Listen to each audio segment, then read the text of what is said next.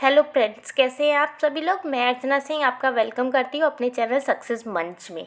तो चलिए हम लोग लेकर आए हैं नया एपिसोड अपने लिए, अपना यूपीएससी के पेपर नंबर 2 जनरल स्टडी का, जिसमें पॉइंट नंबर 3 हम लोग कवर कर रहे हैं।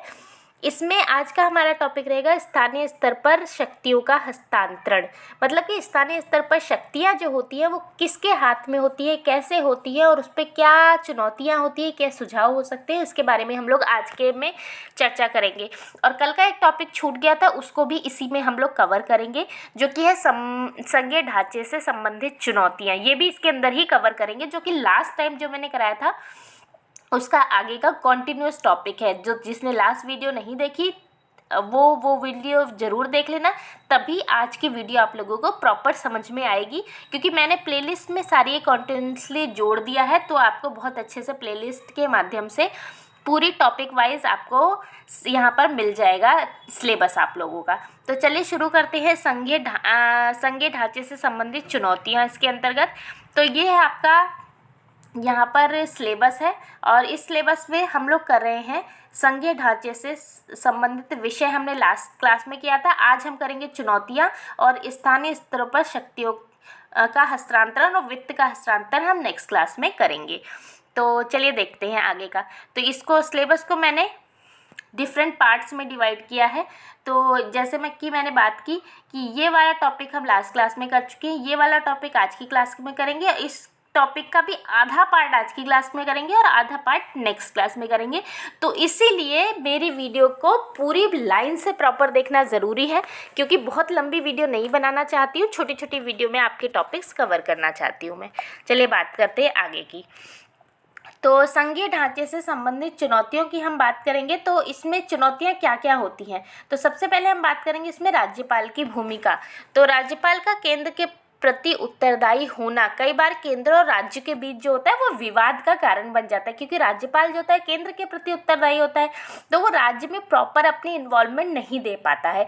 इस कारण संघीय ढांचे से संबंधित इसमें चुनौती का सामना करना पड़ सकता है। नेक्स्ट है अनुच्छेद 356 का दुरुपयोग होना। अनुच्छेद 355 राष्ट्रपति शासन से संबंधित है। तो राष्ट्रपति शासन लागू करने का प्रावधान संघीय ढांचे को कमजोर कर सकता है। नेक्स्ट है वित्तीय निर्भरता। केंद्र पर राज्यों की वित्तीय निर्भरता उसकी स्वायत्तता को बाधित करती है। इसका मतलब ये होगा कि राज्य जो है वित्तीय स्तर पर केंद्र के ऊपर निर्भर होते हैं, तो उनकी खुद की इंडिविजुअलिटी इसमें ख़त्म हो जाती है। इस वजह से ये एक चुनौती बन जाती है हमारे संघीय ढांचे से संबंधित। नेक्स्ट है जल विवाद और क्षेत्रीय मुद्दे।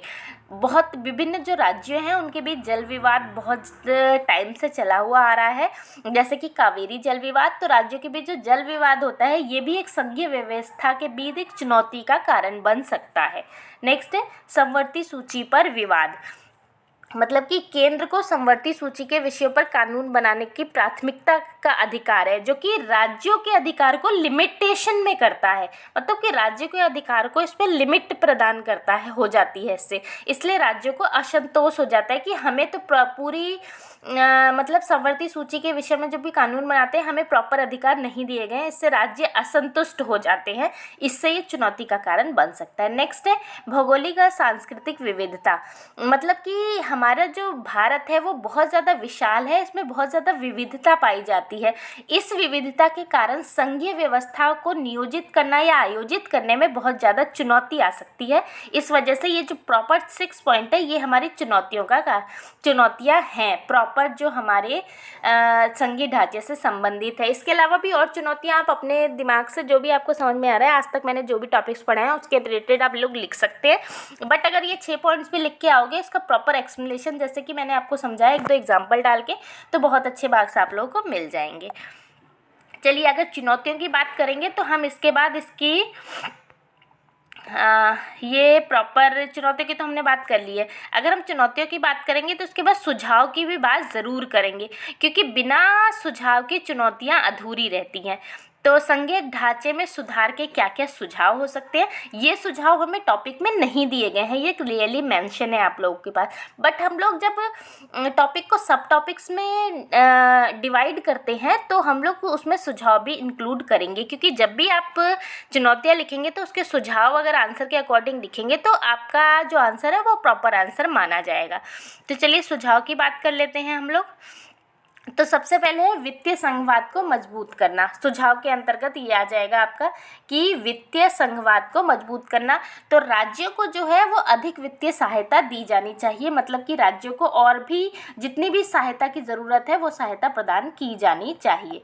नेक्स्ट हम बात करेंगे इसमें राज्यपाल की भूमिका में सुधार करना, मतलब राज्यपाल की जो भूमिका में कमी दिखाई गई है उसको और ज़्यादा बढ़ाना, जैसे कि राज्यपाल की नियुक्ति करना और कार्यप्रणाली में जो पारदर्शिता होती है वो लानी जरूरी हो जाती है संघीय ढांचे के सुधार के परिणाम स्वरूप। नेक्स्ट हम बात करेंगे जल विवादों के समाधान के लिए स्थायी तंत्र, मतलब कि जब नदी का जो जल विवाद है उसको समाधान के लिए एक स्थायी न्यायाधिकरण स्थापित किया जाना चाहिए। बट स्थापित किया भी गया है, बट उसका प्रॉपर रूप से इम्प्लीमेंटेशन होना बहुत ज़्यादा ज़रूरी है, तो उसको स्थापित करके इम्प्लीमेंटेशन प्रॉपर रूप से होना चाहिए। नेक्स्ट हम बात करेंगे क्षेत्रीय असमानता का समाधान होना चाहिए, जो कि पिछड़े राज्य हैं, बीमारू राज्य जिन्हें कहा जाता है, उनके विकास के लिए विशेष जो पैकेज देने चाहिए, उनके लिए विशेष योजनाएं लाई जानी चाहिए। तो क्षेत्रीय असमानता का समाधान इसमें किया जाना चाहिए। नेक्स्ट हम बात करेंगे राजनीतिक केंद्रवाद में संतुलन होना चाहिए, मतलब केंद्र और राज्य के बीच जो राजनीतिक सामंजस्य है उसको बनाए रखने के लिए समन्वय तंत्र को सशक्त किया जाना चाहिए। केंद्र और राज्य में विवाद मतलब बहुत ज़्यादा स्तर पर ना उभरे इस वजह से। तो चलिए ये हो गया संघीय ढांचे में सुधार के सुझाव, ये हो सकते हैं। नेक्स्ट हम बात करेंगे अब जो कि हमारा प्रॉपर इस लेसन का टॉपिक था, स्थानीय स्तर पर शक्तियों और वित्त का हस्तांतरण। तो आज हम करेंगे सिर्फ शक्तियों का हस्तांतरण, वित्त का हस्तांतरण हम नेक्स्ट क्लास में करेंगे, क्योंकि बहुत लंबी क्लास हो जाएगी और मैं आप लोग का ज़्यादा टाइम ना लेते हुए छोटी छोटी क्लासेस में आपके सिलेबस कवर करवाना चाहती हूँ। तो चलिए हम बात कर लें पहले इसके परिचय की। जब भी आप कोई आंसर राइटिंग करेंगे तो सबसे पहले आपको इंट्रोडक्शन देना होता है, यानी कि परिचय देना होता है। तो परिचय में जो मैं इसीलिए आप लोग को प्रॉपर आंसर राइटिंग के वे में आपको क्वेश्चन आंसर करा रही हूँ, ताकि आप परिचय से भी वाकिफ़ हो जाए कि परिचय कैसे लिखना है आंसर राइटिंग में, और आपको ये भी पता चल जाए कि आपको निष्कर्ष कैसे लिखना है। तो मैं परिचय निष्कर्ष दोनों आपको साथ के साथ कराती जा रही हूँ, उसमें आप अपने शब्द डाल के बहुत अच्छे से आंसर राइटिंग कर सकते हैं। तो चलिए हम बात करते हैं। भारत में स्थानीय स्तर पर शक्तियों और वित्त का हस्तांतरण लोकतांत्रिक विकेंद्रीकरण को मजबूत करने की दिशा में एक महत्वपूर्ण कदम है। 73वें और 74वें संविधान संशोधन के माध्यम से पंचायतों और शहरी निकायों को संवैधानिक दर्जा देकर उन्हें और अधिक प्रभावी बनाया गया। यह हस्तांतरण न केवल प्रशासन को जमीनी स्तर पर तक पहुंचाने में सहायता करता है, बल्कि स्थानीय आवश्यकताओं के अनुरूप विकास सुनिश्चित में भी सहायता करता है। तो ये आप इंट्रोडक्शन के रूप में इतना लिख सकते हैं, बाकी आप अपने अकॉर्डिंग भी कुछ भी इंट्रोडक्शन डाल सकते हैं इसमें। चलिए हम बात करेंगे इसमें आगे की। स्थानीय स्तर पर शक्तियों के हस्तांतरण में अब शक्तियाँ किस टाइप से हस्तांतरण की गई हैं इसके बारे में हम इसमें बात करेंगे। तो शक्तियों का हस्तांतरण जब किया गया है इसमें, तो 2 संविधान संशोधन इसमें मेनली हम लोग यहाँ पढ़ेंगे, क्योंकि शक्तियाँ जो इसमें मेनली आप लोग ये ज़रूर देखिए कि स्थानीय स्तर पर बोला गया है, स्थान के अकॉर्डिंग बोला गया है इसमें। तो सबसे पहले हमें बोला है 73वें संविधान संशोधन जिसमें पंचायती राज व्यवस्था है, और एक हम करेंगे 74वां संविधान संशोधन जिसमें नगर पालिका व्यवस्था बताया गया है। तो सबसे पहले हम बात करते हैं 73वां संविधान संशोधन पंचायती राज व्यवस्था। ग्रामीण क्षेत्रों में 3 स्तरीय शासन प्रणाली है, जिसमें ग्राम पंचायत, पंचायत समिति और जिला परिषद को शामिल किया गया है इसमें। और दूसरा इसमें है अनुसूची 11 में, जो इस 73वें संविधान संशोधन से 11 अनुसूची जोड़ी गई है, अनुसूची 11वीं, जिसमें 29 विषयों को पंचायतों को कार्य करने का अधिकार दिया गया है। चलिए नेक्स्ट हम इसमें बात करेंगे 74th संविधान संशोधन, मतलब कि नगर पालिका व्यवस्था।